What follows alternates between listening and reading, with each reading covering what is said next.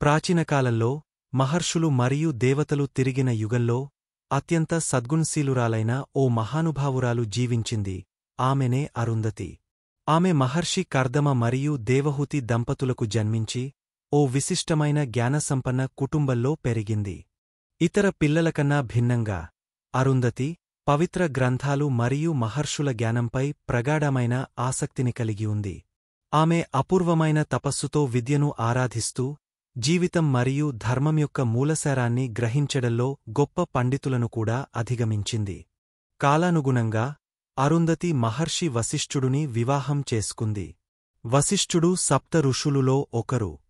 అనంతమైన జ్ఞానం, తపస్సు మరియు దివ్యశక్తులను కలిగిన మహాత్ముడు. వశిష్ఠుడు అరుంధతిని తన సమానురాలిగా గౌరవించి ఆమె జ్ఞానాన్ని, సాహిత్యపరమైన విశ్లేషణను మన్నించాడు.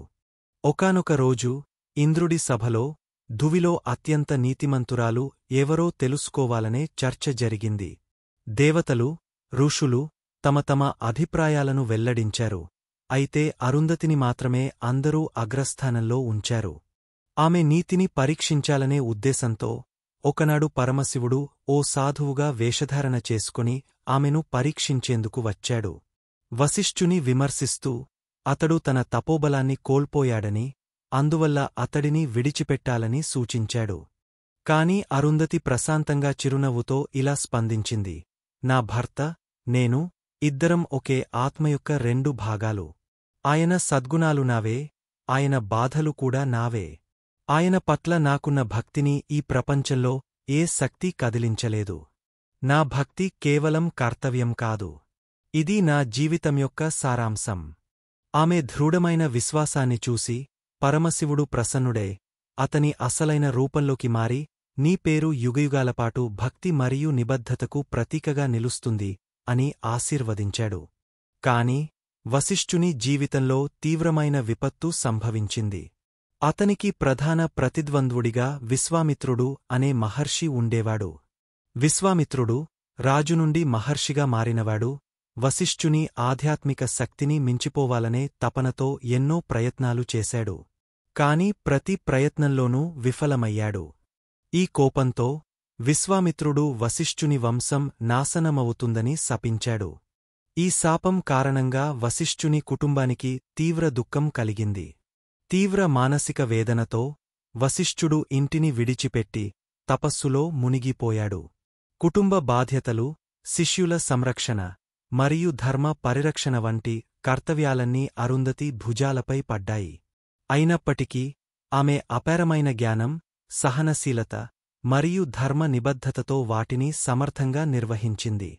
కొన్నేళ్ల తరువాత వశిష్ఠుడు తిరిగి వచ్చినప్పుడు తాను లేకపోయినా కూడా అరుంధతి తన విలువల్ని, విధులను, ధర్మాన్ని కాపాడిందని గ్రహించాడు. ఆమె విశ్వాసం, సహనశక్తి చూసి, నీవు నా సహచరి మాత్రమే కాదు, జ్ఞానంలో, శక్తిలో, ఆధ్యాత్మికతలో నాకు సమానురాలివి అని ప్రకటించాడు. దేవతలు వారి భక్తి మరియు అనురాగానికి మెచ్చి వీరిద్దరికీ స్వర్గంలో నిత్యస్థానం ప్రసాదించారు. వశిష్ఠుడు మైజార్ నక్షత్రంగా, అరుంధతి ఆల్కోర్ నక్షత్రంగా మారారు. ఇతర నక్షత్రాలు కాలక్రమంలో దూరమవుతాయి, కాని వీరు మాత్రం శాశ్వతంగా దగ్గరగానే ఉంటారు. ఇది ఆదర్శ దాంపత్య జీవితం యొక్క ప్రతీకగా మారింది.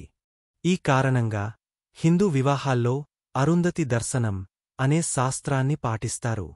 పెళ్లైన కొత్త దంపతులకు ఆకాశంలో అరుంధతి నక్షత్రాన్ని చూపిస్తారు.